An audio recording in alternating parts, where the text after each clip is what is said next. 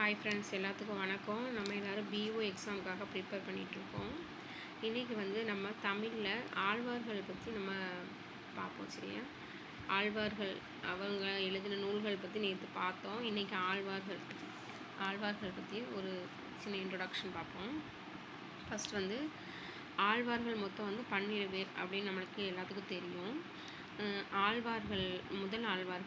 முதல் ஆழ்வார்கள் யாருன்னா பொய்கை ஆழ்வார், புதத்தாழ்வார், பேயாழ்வார். இந்த 3 ஆழ்வார்களும் ஒரு இடத்துல சந்தித்து கொண்டாங்க. அந்த இடம் என்ன அப்படின்னா திருக்கோவிலூர்.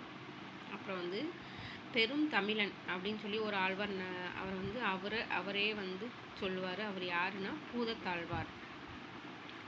அடுத்ததாக திருமழிசை ஆழ்வார். திருமழிசை ஆழ்வாருக்கு 2 பெயர்கள் இருக்குது. என்னெல்லாம்னா வேறு பெயர்கள்: சக்கரத்தாழ்வார், பக்தி சாகரர்.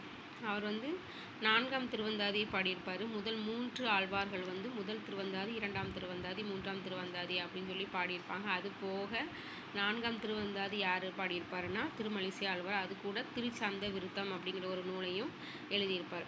அடுத்து பெரியாழ்வார். இவரோட இயற்பெயர் என்ன அப்படின்னா விஷ்ணு சித்தர். இவர் 9ஆம் நூற்றாண்டை சார்ந்தவர். பெரிய திருவடி அப்படின்னா யாருன்னா கருடன். சிறிய திருவடி யாருன்னா அனுமன். பெரியாழ்வாரோட வேறு பெயர்கள்: இயற்பெயர் விஷ்ணு சித்தர். வேறு பெயர்கள் என்னென்னா பட்டர்பிரான், கிளியறுத்த ஆழ்வார். பிள்ளைத்தமிழ் என்ற சிற்றிலக்கிய வகையின் முன்னோடி யார் அப்படின்னா பெரியாழ்வார் தான். அதற்கு இலக்கிய வடிவம் கொடுத்தவரும் பெரியாழ்வார் தான்.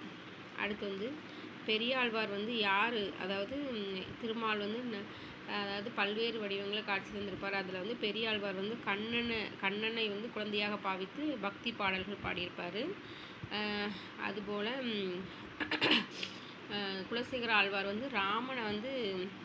ராமனை போற்றி நிறைய பாடல்கள் பாடியிருப்பார். அடுத்து கண்ணனை குழந்தையாக பாவித்து 200 பாடல்கள், குழந்தை பருவத்தை 200 பாடல்களாக பாடியவர் யார் அப்படின்னா பெரியாழ்வார். கண்ணனின் குழந்தை பருவத்தை 200 பாடல்களாக பாடியவர் பெரியாழ்வார். ஆழ்வார்கள் பெரியாழ்வார், குலசேகர ஆழ்வார் 2 பேருமே பாட்டு பாடியிருப்பாங்க.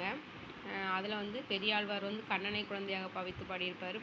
குலசேகர ஆழ்வார் ராமனை குழந்தையாக பாவித்து பாடியிருப்பார். என்ன ராகத்தில் பாடியிருப்பாங்கன்னா நீலாம்பரி ராகத்தில் பாடியிருப்பாங்க.